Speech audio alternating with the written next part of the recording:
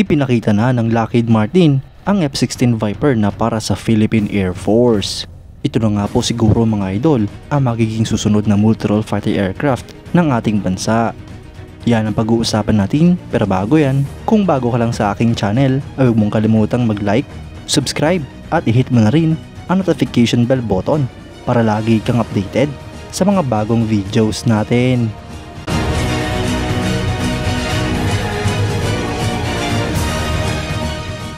Ang Lockheed Martin mga idol ay naglabas ng graphic illustration ng F-16C Block 70 Viper na para sa Philippine Air Force. Ito nga po ang pinaka-recent na press release na siyang kumumpirma sa variant na ino-offer para sa ating bansa, ang Block 70 na equip ng General Electric F110 GE129 kumpara sa Pratt & Whitney F100 PW229 ng ibang variant. Noon pa nga pong 2020 mga idol, ang Block 70 na ang sinasabing ino-offer ng Estados Unidos para sa Philippine Air Force at parte ng Lockheed Martin's marketing at statements. Itinutulak nga rin po ng Lockheed Martin na magkaroon ng matibay na emphasis para sa F-16's seamless integration para sa Philippine Air Force KAI F-50 Fighting Eagle, na siya namang co-develop ng Lockheed Martin at ng Korea Aerospace Industries, kung saan ginamit nila ang F-16 bilang basehan upang magkaroon ng experience ang South Korea sa paggawa ng ganitong klaseng eroplano. Mga idol, papalapit na nga po ng papalapit ang pagkakaroon ng Pilipinas ng mga bago, moderno at mas malalakas na multi-role fighter aircrafts.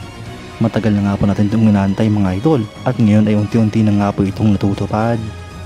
Noon nga pong 2021, ang Defense Security Cooperation Agency ay inaprobahan ang Pilipinas na makabili ng 100 F-16 na nagkakahalaga ng mahigit sa $2 billion. Ngunit hindi nga po na kompleto ng Pilipinas ang deal na ito dahil sa financial constraints at nakipag-negotiate pa sa Estados Unidos. At ngayon nga pong April 2025 mga idol ay posible na nga pong makapag-acquire ang Pilipinas ng 20 units ng mga F-16 dahil inaprobahan na ito ng Estados Unidos. Ang F-16 mga idol ay pinapalapad ng isang crew, may haba itong 15.06 meters, wingspan na 9.96 meters at height na 4.9 meters.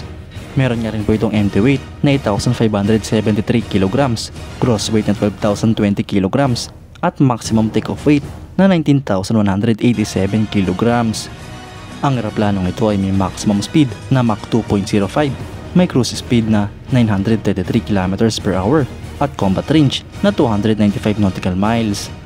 Para naman sa armament mga idol ay armado ito ng isang 20mm M61A1 Vulcan 6 barrel rotary cannon, may 511 rounds. Meron nga rin po itong hardpoints na pwedeng lagyan ng mga rockets, missiles at bomba. Mga idol, kinukonsidera nga po bilang isa sa pinakamalakas na multi-role fighter aircraft sa buong mundo, ang F-16 Viper ng Estados Unidos.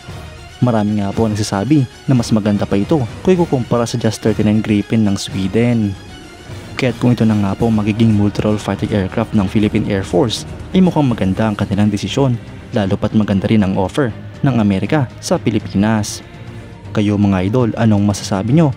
Comment down below for your thoughts and opinions. At yan nga lang po ang pag-uusapan natin ngayon mga idol. Maraming salamat sa panonood. Huwag nyo rin kalimutang mag-like at subscribe bilang suporta sa ating channel. Mabuhay kayo mga idol!